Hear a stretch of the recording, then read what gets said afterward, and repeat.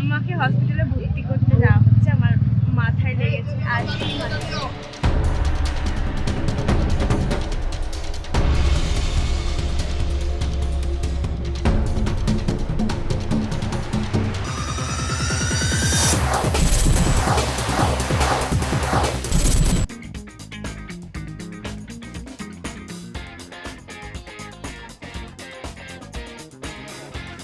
এখন আমাকে হসপিটালে ভর্তি করতে যাওয়া হচ্ছে, আমার মাথায় লেগেছে আর মাথায়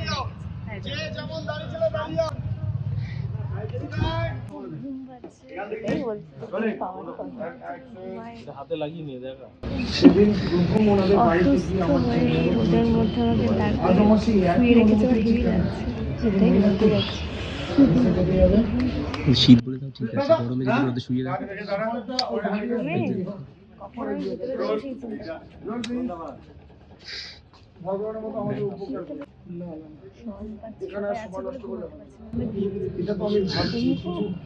চোখ বন্ধ করেই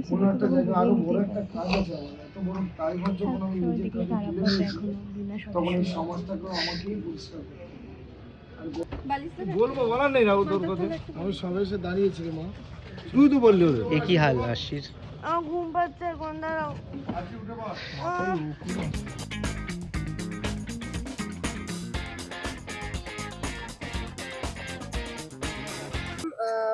আরশিকে নতুন লুকে দেখতে পাচ্ছি। আরশি তো নাকি মহাগৌরী তো আলাদা? না না, এটা আরশি। আরশি এখন আউটডোরে শীতকালে কিরকম মজা হয় বলো তো?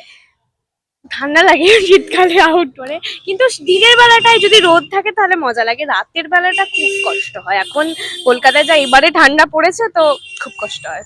আচ্ছা, প্রথমেই happy new year. Happy new year, happy new year সবাইকে, হ্যাপি নিউ ইয়ার। বছরের শুরুতে অনেক তোমার একটা লুক পেয়েছে তুই আমার হিরো, তো সেখানে দর্শকরা ভালোবাসছে যেই লুকটা পাওয়া গেছে তাতে, তো কি বলবে? লিপের যে প্রোমোটা এসেছিল তাতে 5 মিলিয়ন ভিউজ হয়েছিল, এটার জন্য আমি ভীষণই হ্যাপি। অনেক ভালোবাসা দিচ্ছে অনেকে। এই আমাদের লিপটা ঠিকভাবে মেনে নিতে পারিনি, খুব স্বাভাবিক, সেটা 9 মাসের একটা প্র্যাকটিস যে আরশিকে দেখছে, সাক্ষ্যদীপকে দেখছে, হঠাৎ করে চেঞ্জ হয়ে যাওয়া, এটা একটু সবার ক্ষেত্রেই একটু স্বাভাবিক যে মেনে নিতে না পারা। বাট আশা করি আস্তে আস্তে সবাই এটা নিয়ে হ্যাবিচুয়েট হয়ে যাবে। আমারও প্রথমে প্রবলেম হয়েছিল, তারপর আমিও আস্তে আস্তে হ্যাবিচুয়েটেড হয়ে গেছি।